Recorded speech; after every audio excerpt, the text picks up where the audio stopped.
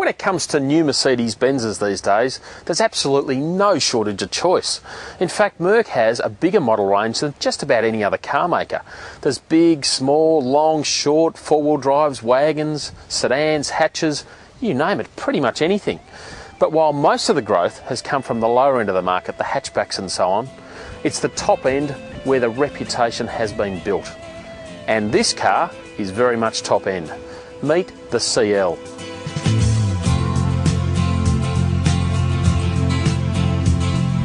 Now the CL is effectively a two-door version of the S-Class, which is Benz's biggest, largest, most luxurious limousine.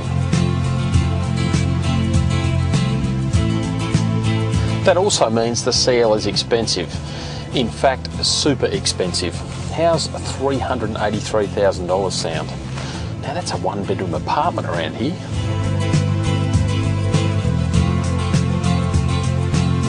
To be fair though, the Merc does have hundreds of gizmos and gadgets. Literally everything is electric, from the climate control air conditioning to the doors that suck themselves closed to the steering wheel, and of course the seats.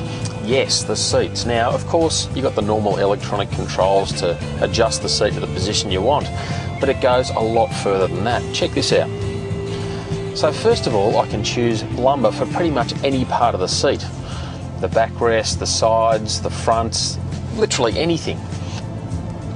Then I can adjust exactly how much support I want in corners, because these seats actually pump up on either side of my body so that when I turn right, the left-hand side of the seat pumps a bit of air into it, keeps me stable. To be honest, around here it's actually a bit of a pain, but hey, on the open road it works pretty nicely. You can literally spend an hour setting the seat up to exactly what you want. And to some extent that's the problem with the CL. You've got to program everything, set it up the way you want it. And I challenge any techno-savvy teenager to figure all this out.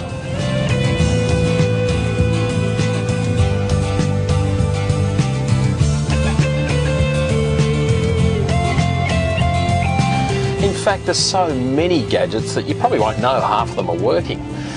And there's so many that some of the ones that do work you probably will never use.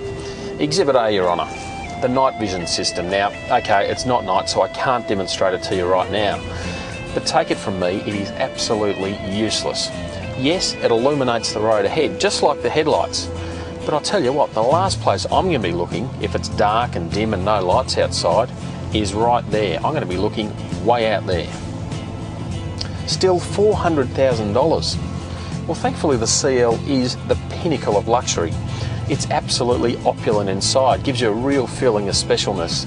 The seats are like carefully crafted sofas, and the ride, well, it's serene. And even though it's a two-door, you still get plenty of space in the back. The cars are huge, which you can probably tell from the outside. In fact, it's so big it struggles to fit into a standard sized parking spot. So yes, the CL is a pretty good way to make a pretty big statement, especially when you tell your mates just how much you paid for it. Let's face it though, if I'm shelling out 400 grand on a car, I do expect something pretty darn special. And yes, it's special, and yes, I want hundreds of gadgets and more. But here's something you may not expect.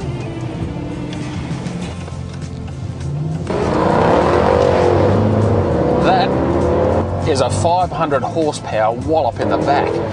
385 kilowatts of ferocity unleashed from Merc's gruntiest V8 ever. Yes, this is one quick car, 0 to 100 in less than 5 seconds. It's so powerful it struggles to get the power to the bitumen through those massive 20-inch wheels. And that's exactly the thing I'd expect for my 400 grand, if I had 400 grand. But that's also part of the problem with the Merc. You see, Mercs range in price from what, around $30,000 all the way up to almost $500,000. Now for the top end, you can get some pretty exotic machinery. Things like Ferraris, Bentleys, Aston Martins, all brands that arguably have a fair bit more cachet than a Merc.